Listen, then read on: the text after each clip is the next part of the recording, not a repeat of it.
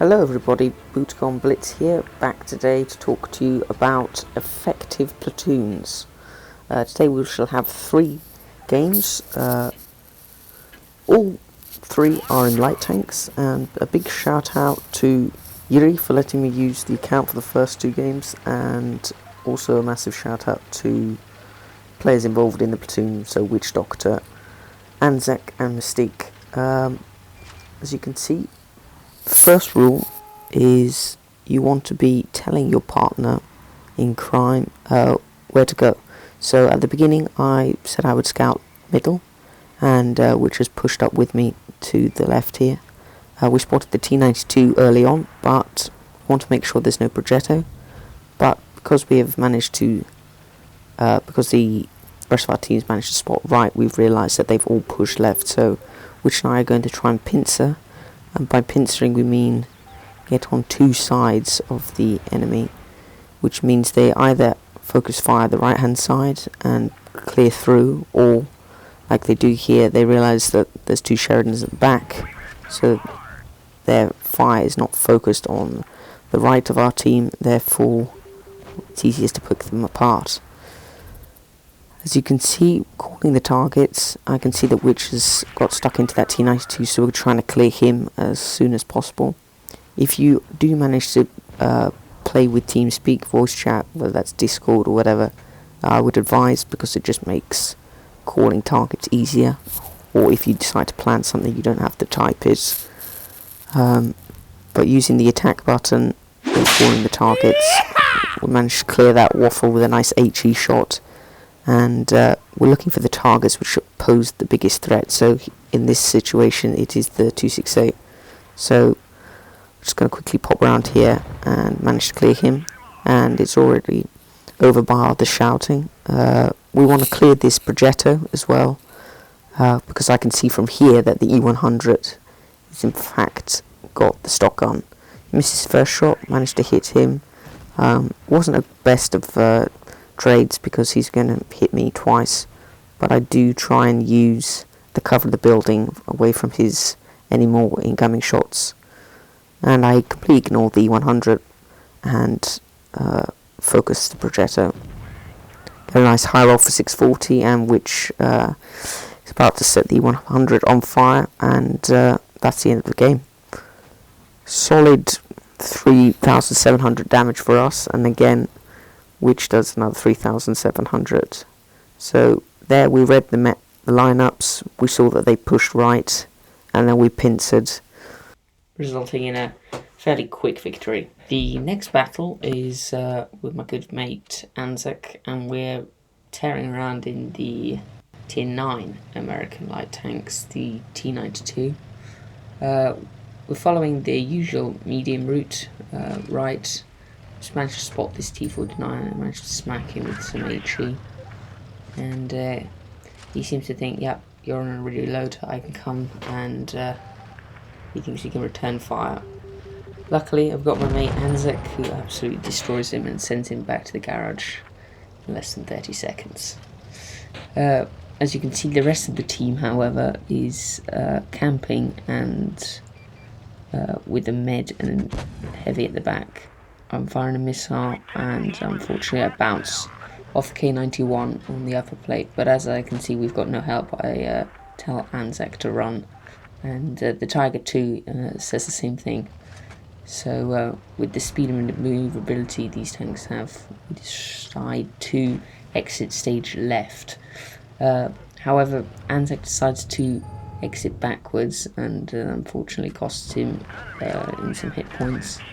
I'm happy to take a shot from the K91 in order to hit the conch, which prevents Anzac taking another hit, and then we just regroup around this this mound here, where we can, well I will use a missile, probably could have used APCR round, but just to make sure of the damage, and luckily we have support.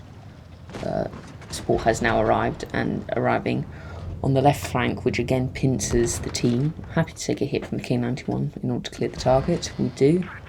And now we're looking again, just like in the previous video when we looked to clear the 268, we're looking for the most deadly tanks. P44 really isn't. I don't know if he lost connection or something, but it doesn't seem to be doing anything. Clear him. Now we're looking for the conch. So I'm telling Anzac, let's take this conch down. Unfortunately, the T28 goes down, but we can clear the Conqueror, and Anzac now looks to take out the Agapanther 2, and he's quickly demolished. And now we've just got the Tortoise. Get a lucky bounce on that Troll upper glacis, and then we just circle around, looking to fire HE.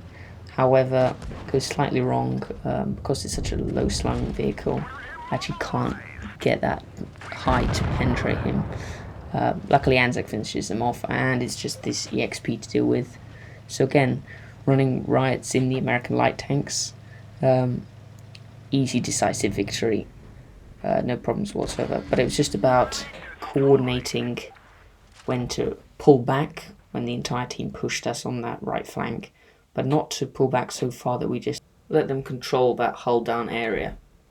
This final game is with Mystic. We're both in the bat chat, and damage wise the game is nothing special. It's just how we manage the game in these two lights, which actually have a disadvantage, considering on this map the best tank for the job is something like the Sheridan or T92.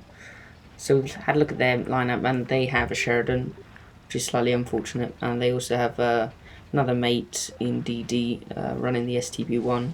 He won't have any problems getting shots into us because he has a fantastically strong turret. It's going to be monstrously hard to try and dig him out, along with his 10 degrees gun depression. The Batchat, unfortunately, only has 6 degrees of gun depression, so getting shots is rather difficult. I was just joking that maybe if the Batchat receives some missiles, I might be able to rebalance the Sheridan. Obviously it's had its nerf now, so hopefully that makes a difference. This T57 Heavy, he's grown a large pair of balls. He's moved up quite aggressively. Mystic took a shot from the Sheridan, which was slightly unfortunate. And the gun on the Batchat is slightly unfortunate. I think if Wargaming were to buff it, they could either give it slightly more gun depression, but I think the main thing they need to do is reduce the intra-clip reload to something like 2.5 seconds or 2 seconds. As you can see, traded badly with the STB one there, and just relocating. Mystic has been hit pretty hard. It's down to 700 hit points, and then this is the problems with 6 degrees gun depression. If you want to try and take some shots, you're going to get punished in return, and you sort of need to think a bit more carefully when you do take a hit, rather than pushing forward and just thinking, yeah, I need to pump 310 alpha. Well, he's going to hit me for 350 every time. Enough talking about the what I'm actually doing here. I'm still talking about the platoon, and I can see that Mystic has decided to chase down that Sheridan. So I'm watching him carefully in case he needs backup. I'm going to go move in. The E100 is still faffing around, so I've told him to move up and try and take care of this 268 so that Mystic doesn't have any crossfire. Nicely done. Mystic takes out the Sheridan, trying to get 2 shots into this 268, but this gun sometimes likes to lob French baguettes rather than 100mm shots, and Hori and STB have managed to push, so we're kind of getting pincered here. 183's at the back, where most 183's like to live. So I'm just relocating once again, trying to see if I can get any different shots. That's what's great about lights. You travel, you don't have to necessarily YOLO like I see a lot of time. Just relocate, manage to get 2 shots, you can only get 2 shots, you can only get 2 shots. Don't try and take a hit just for another 310 alpha. This is a crucial part here. I can see that the 268 and E100 are low on hit points, and decided I'm just going to push in and try and clear one flank, otherwise we're going to get completely outnumbered. Luckily the E100 actually decides to do something, manages to clear that tank, and then I was a bit slow here, but the 268 had already cleared the E100, couldn't save him. Ignore the mouse completely. it doesn't have good DPM, and there's no point sitting there bouncing shots. We decide to take on the 268, which is a much more deadlier gun. If you didn't know, HE at the back of the 268, that plate there is particularly weak. So you can, in every single tier 10, pen the back with HE, as you can see. And Mystic is clearing up as well, so it's all over in sort of 2 minutes with these two light tanks tearing around. 183 actually did a decent job at the back, managed to clear the STB and Huri, and yeah, despite the odds against the Sheridan and STB1 hull down, you just got to make do, and we did well, especially Mystique managing to relocate the town and just using the whole width of the map. And as you saw in those 3 gameplays, it's all about sort of formulating a plan, letting the team player who you're platooned with know that, whether, like I said before, you can do on Discord, it's easier, but even at something like at the start of the battle, telling where you're going to go, and focus firing, and sharing the hit points. You saw that Mystic was on 700 hit points towards the end, and I was on sort of 1200. If you are to use those hit points, it greatly helps keeping a teammate in play, because a gun in the game, if they're on 1 hit point or 1800, doesn't make a difference. You still got extra firepower, more DPM, etc. So sharing hit points is really quite important, especially at the end of the game where you need to clear targets. That about sums it up for this video. I hope you have enjoyed. If you would like to support the channel, please subscribe. Take care, and I'll catch you in the next one. Goodbye.